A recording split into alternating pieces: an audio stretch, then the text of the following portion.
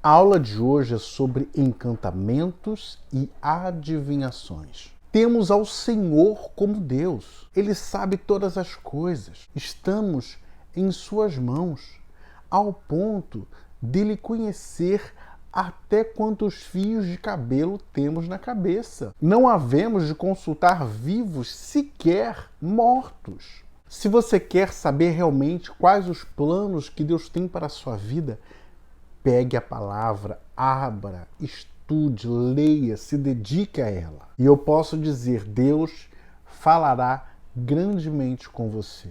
Em Isaías 8,19 diz assim: quando, pois, vos disserem, consultai os que têm espíritos familiares e os adivinhos, que churreiam e murmuram, porventura não consultará o povo ao seu Deus? A favor dos vivos, consultar-se-á os mortos? Por que consultar mortos? Por que consultar espíritos familiares? Nós falamos na aula sobre reencarnação que esses espíritos familiares são seres das trevas, disfarçados. Se há um Deus vivo para lhe responder todas as coisas, lembre de uma coisa muito importante: a causa da morte do rei Saul não foi apenas por ele ter se rebelado, mas também por ele ter consultado um espírito familiar, ter se envolvido com adivinhações. Veja só no primeiro livro das Crônicas, capítulo 10, de 13 a 14.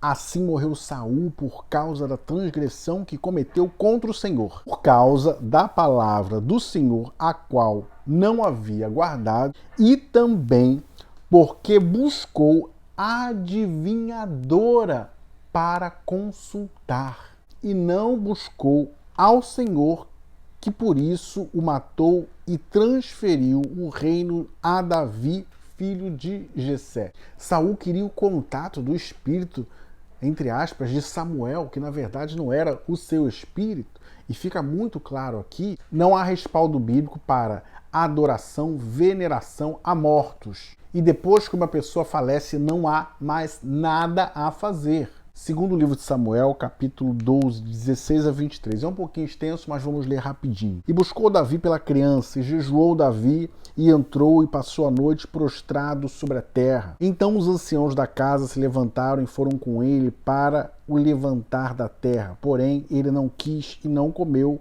pão com eles. E sucedeu que ao 7º dia morreu a criança. E temiam os servos de Davi dizer-lhe que a criança estava morta, porque diziam: eis que, sendo a criança viva, lhe falávamos, porém não dava ouvidos à nossa voz. Como, pois, lhe diremos que a criança está morta? O que mais lhe afligiria? Viu, porém, Davi que os seus servos falavam baixo e entendeu que a criança estava morta. Pelo que disse Davi a seus servos: está morta a criança? Eles disseram: está morta. Então Davi se levantou da terra e se lavou e se ungiu e mudou de roupas e entrou na casa do Senhor e adorou.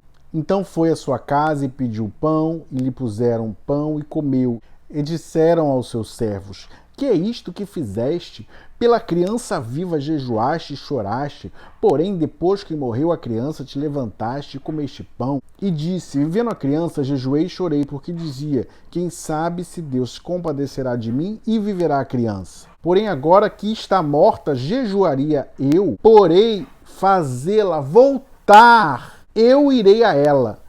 Porém ela não voltará a mim. Davi disse: eu morro, mas o retorno dela jamais. Isso não acontece. Esse texto também é bem elucidativo em relação a uma tradição que há em nosso país, em relação à missa do 7º dia. Não há motivo algum para se rezar pela alma de alguém que morreu, ainda que seja um ente muito querido. Se for fazer um culto, que seja para que o Espírito Santo console a estes que ficaram e sentem falta daquela pessoa que foi embora, que partiu desta vida.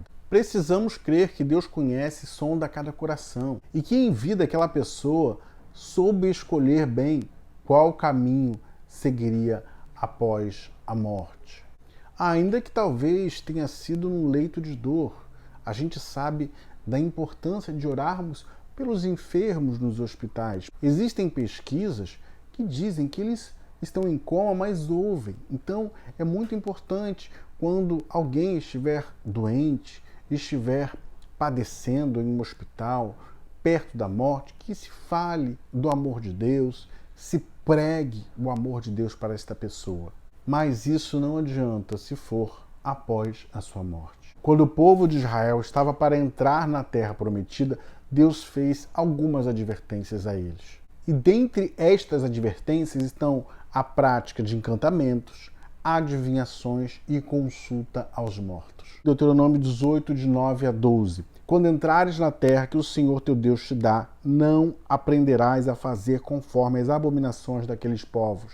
Não se achará em ti quem faça passar pelo fogo seu filho ou sua filha, nem adivinhador, nem prognosticador, nem agoureiro, nem feiticeiro, nem encantador, nem necromante, nem mágico, nem quem consulte os mortos, pois todo aquele que faz tal coisa é abominação ao Senhor. E por estas abominações o Senhor teu Deus os lança diante de ti. Perfeito serás para com o Senhor teu Deus, porque estas nações que hás de possuir ouvem prognosticadores e os adivinhadores, porém a ti o Senhor teu Deus não permitiu tal coisa. Quero falar aqui sobre a prática da feitiçaria, que significa praticar qualquer atividade para que o mundo espiritual prejudique a uma determinada pessoa. E ao ler as Escrituras, você verá que toda a prática de ocultismo ela é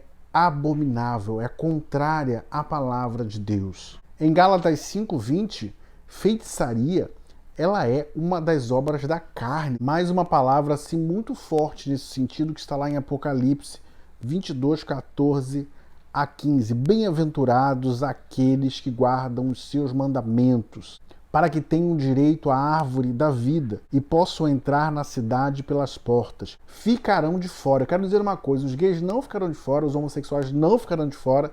Faça depois o meu curso de teologia inclusiva, eu tenho aí no YouTube todas as aulas para você entender essas passagens, mas a feitiçaria ela é condenada. Olha aqui. Ficarão de fora os cães, os feiticeiros, os que se prostituem, os homicidas, os idólatras e qualquer que ama e comete a mentira. Talvez você veja esse vídeo e pergunte, Pastor Marcos, eu vivi numa prática assim. O que eu faço? Mude. Deixe essas práticas de ocultismo, adivinhações. Deixe isso e pegue a palavra para ler, para receber de Deus. O cristão vive pela fé no Senhor Jesus Cristo. E se algo precisa ser revelado e mostrado, o próprio Espírito Santo, o Senhor, irá lhe mostrar. Você não precisa consultar feiticeiro, necromante, horóscopo. Meu amado, horóscopo, pelo amor de Deus. Crente não precisa ler a sorte no horóscopo. Qualquer meio de previsão do futuro por estes meios é contrário à palavra de Deus. Não pode ter isso na igreja. Imagina na contemporânea um irmão perguntando o signo do outro para saber se vão combinar para ter um relacionamento. E é lógico, para enganar pessoas, o inimigo ele pode simular, pode criar situações e você acabar enganado. Mas veja que aquilo que Deus realmente revela, aquilo que está lá no oculto do Senhor, só Ele pode mostrar. E temos aqui a passagem de Daniel 2:27. Respondeu Daniel na presença do rei, dizendo: o segredo que o rei requer, nem sábios, nem astrólogos, tá, gente? Astrólogos aqui, tá vendo? Nem magos, nem adivinhos o podem declarar ao rei. Os segredos que Deus tem para você são maravilhosos e pertencem somente a Deus. E para finalizar, Zacarias 10:2. Porque os ídolos têm falado vaidade e os adivinhos têm visto mentira. Os adivinhos têm visto o quê? Mentira, e contam sonhos falsos. Olha aqui que sério. Com vaidade consolam, por isso seguem o seu caminho como ovelhas. Estão aflitos porque não há pastor. Por que não há pastor? Porque estas ovelhas que estão hoje muitas vezes perdidas, querendo adivinhar algo, querendo saber o que vai acontecer, estão sem o aprisco, sem a segurança da palavra de Deus, que deveria estar sendo ensinadas pela igreja. E para finalizar, a atividade deste vídeo é o que dizer para um cristão que fica consultando o horóscopo e querendo saber o signo de uma pessoa A, B ou C. O que dizer para ela?